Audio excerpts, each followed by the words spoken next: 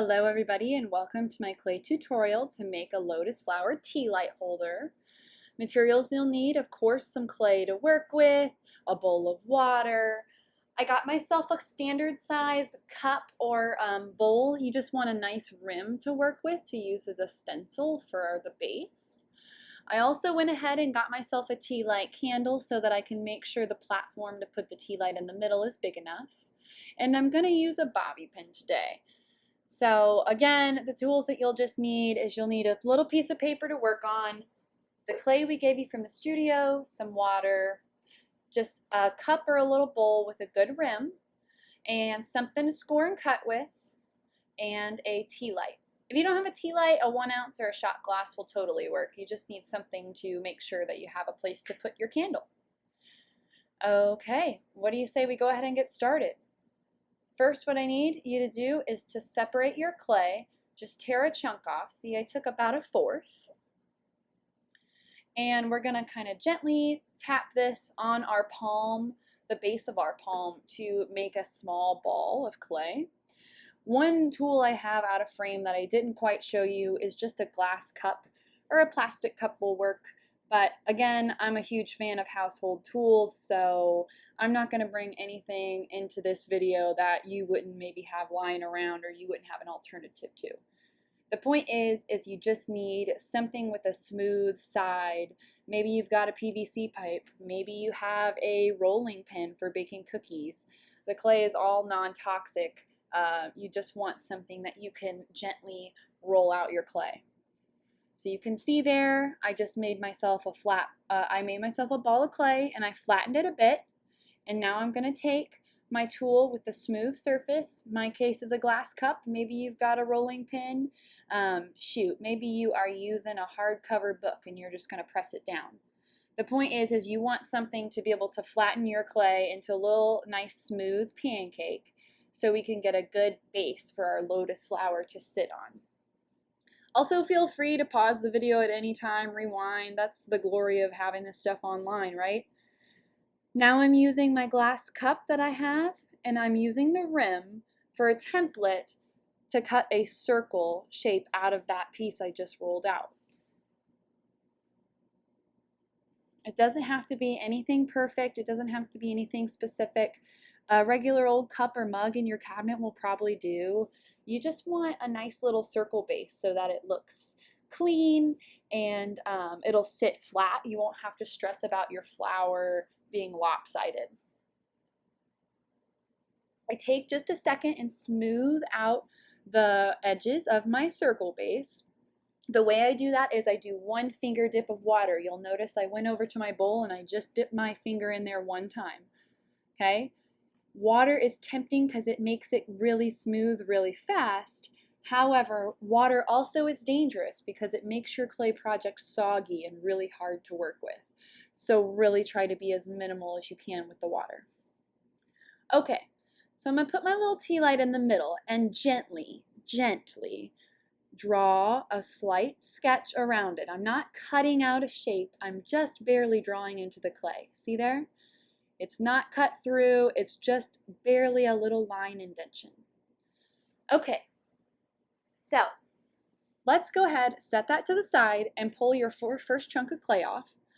See, about the size I'm working with, I'm able to easily roll it in the palm of my hands.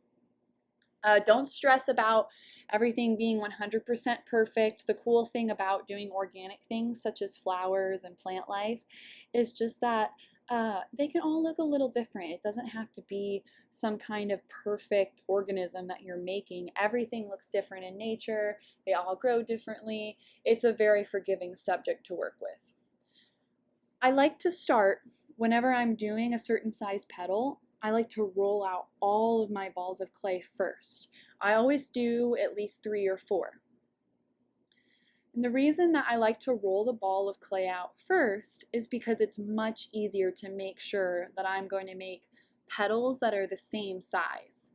It's way hard to try and make 1 petal and then roll out a whole new ball of clay and just hope that it's going to be the same size. When you roll them all out first, it makes it very easy to gauge the amount of clay you're using. So check it out. So far, I've got 2 sets of 3, and I'm going to make another. I'm getting slightly smaller as I go. So my first 2 sets look about the same size, but these last 3 I'm making clearly are a little bit smaller. That's because we're doing big petals, of course, on the outer rim, and then they'll get smaller as they go in towards the middle. That really helps with the flower look. Okay, so I've got 3, 3, and 4. Again, it's not any kind of crazy specific thing. So if you want to do 4 petals on the outer rim, go for it. It's going to look great as long as you follow the simple tips and tricks in this video. To make my petal, I simply pinch it and squeeze it between my thumb and forefinger around. I like to, as I pinch it and squeeze it, just barely like pinch it around my thumb. This makes the petal almost curve up a little bit and be not as flat. It gives it a little bit of life. The cool thing about these is they don't have to be perfect. That's why I'm not rolling them out with my cup like I did with the base, because I like it whenever I pinch and the petal waves in different directions and you can see those slight differentiations. I think it just makes it look even more realistic. As I pinch, sometimes the edges like to quickly crack a little bit. If that happens, do not fret. Just simply drag your finger along the edge and smooth it out like I did on the last one. But you want to go ahead and make the petals first before you adhere them. Okay, it's similar to why I like to roll the balls of clay out first, so that I can make sure everything is cohesive. It's much easier to make sure all of my petals are similar in shape and size if I make them first. So, like I said, I did all 3 biggest petals first before I tried to figure out where they're gonna go. When you're figuring out where they're gonna go on the base, you want them to be evenly spread out. It's okay if they're not quite touching, because we're going to be overlapping some, you'll see. But what's important is you definitely always have to score. If you've done any of my other clay videos, you know that I preach this a lot. If you do not score, then your pieces will not stay on your clay. Sometimes clay likes to trick you, because if you put a piece down and you squish it together real good, it seems like it's not going anywhere. And oftentimes we don't even notice, because a project comes together all in one piece. But once we put it in the kiln and it cooks really hot, all of those pieces that you didn't score, they genuinely just fall right off. I can't tell you how disheartening it is when we put a project in all in one piece, and then whenever we open the kiln, we see the base of the project with all the details scattered around the little shelf at the project's feet. So please score. Scoring is this act where I'm taking a tool. In this video, I'm using a bobby pin. I've used pens, I've used pencils. We often provide cutting sticks. But the point is you just want to scratch into the clay. I like to think of it as clay Velcro. Check it out. See, for my last petal, I figure out where the clay is going to be touching. Okay, fabulous. And I score on the petal or the piece that I'm adding in 1, 2, and 3 directions. Make it ugly. And you also have to do it where you're adding the clay. The reason I like the whole Velcro analogy is because with Velcro you need both sides of it in order for it to stick together, right? Same with clay and scoring. You have to score both sides or both pieces in order for it to work. This last thing I'm doing is blending. Blending is where you take your finger and you simply drag the clay on that crease there where it's been added, so it looks more seamless. You can't even tell where I've added the petal. It looks like it's just coming straight out of the base. That's good. It not only looks awesome, but it makes for a stronger project in general. The 3 things you always want to do when scoring is score both pieces in 3 directions. Add a little drop of water. I always just dip my finger in my bowl or cup of water one time and let that drop fall in my scored area, and then blend. Score, water, blend. Okay, let's make our next size petals. I'm doing the same motion. I'm simply pinching it around my thumb. I'm letting it curl up slightly around my thumb. petals, or all plants in general, right? They always like to reach for the sun. So the petals often kind of curl up and start to reach vertical. Okay, I'm happy with that size, so I'm going to go ahead and do my other ones.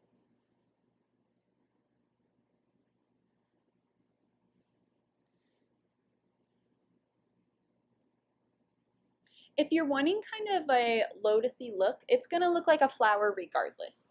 But if you want kind of that lotus look, what you want to do is try and pinch one side slightly longer.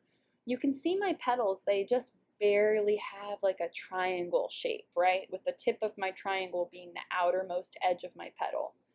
That's good. That's a good shape you like. But like I said, again, you can genuinely make your petal almost any shape and it's still going to look like an awesome flower.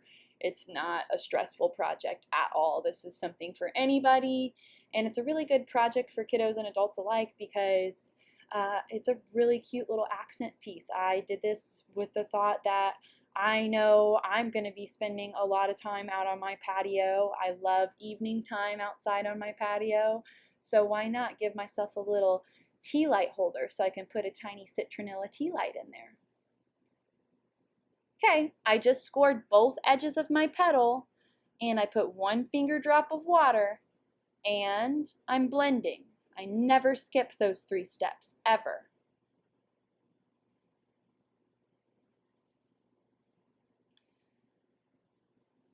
As you start to put your petals in the middle, you'll notice that even though I'm adding more, I'm still trying to stick to the edge as best as I can. Keep in mind that you don't want to place your petals directly in the middle. You want them to remain on the outer edges because you'll have to flatten that center bit in order for your tea light to actually sit inside the tea light holder. So do yourself a favor, try to keep them towards the edges. Otherwise, you're going to do all this work and have to just flatten it out anyways in the middle and get rid of some of your petal work.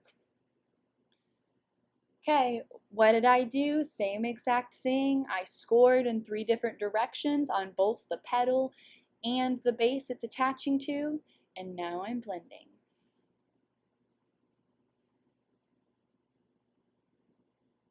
This little guy looked like he's going limp, so I'm just picking him up a bit. Okay, again, score in 1,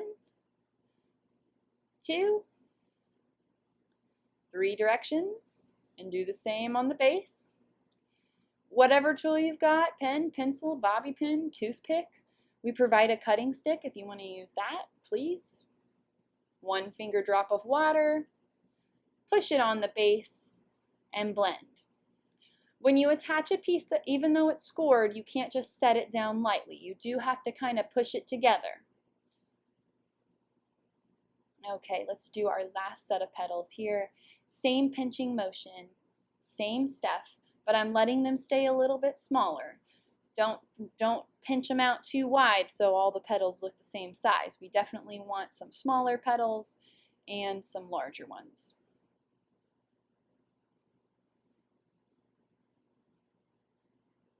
Okay. I added a 4th petal there because it looked like quite a hefty gap. Once you start to get to the smaller petals, you don't have to stress as much about making sure they all look the same because then they start to waver in size a bit. As long as they are all smaller, it's going to look right. It's going to look accurate. And you just want to stagger them as you place them down. I also just don't want to do more work than I need to, so who knows, I might put down 2 and that will be good, or I might need to roll out a couple extra petals. But this is more of a, we'll see how it goes towards the end.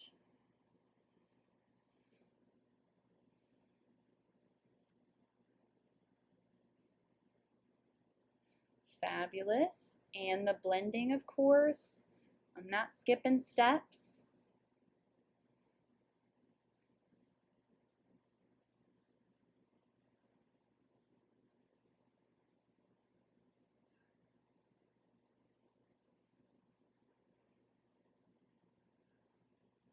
You'll notice as I'm going to, it is easier to stand the petals up a little more.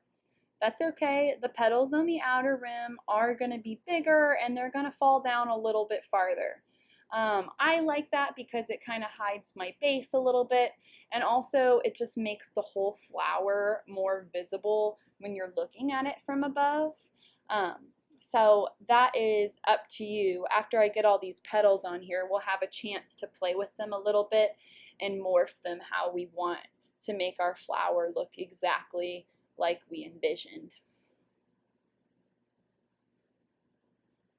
Okay, I'm feeling good. I want to make sure my tea light fits.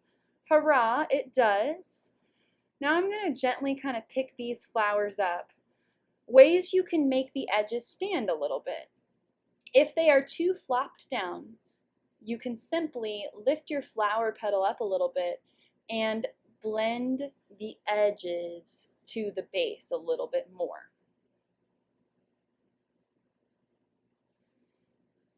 Also, ways to make it look more flower-like, pinch just around the sides of the middle. Check that out. So it looks like your petals are kind of curling in on themselves a little bit. Ugh, I love that. It really brings it to life. Just kind of like let it have a little dip, almost a little roll, like when you roll your tongue in a U shape in your mouth. It's like a little trough. You kind of want to create that with your petal. Okay, well, I hope you guys had a super fun time. Feel free to really make it your own. Add some leaves, do different shaped petals, whatever you want to do. And lastly, don't forget to put your name on the bottom, and I hope to see you guys next time.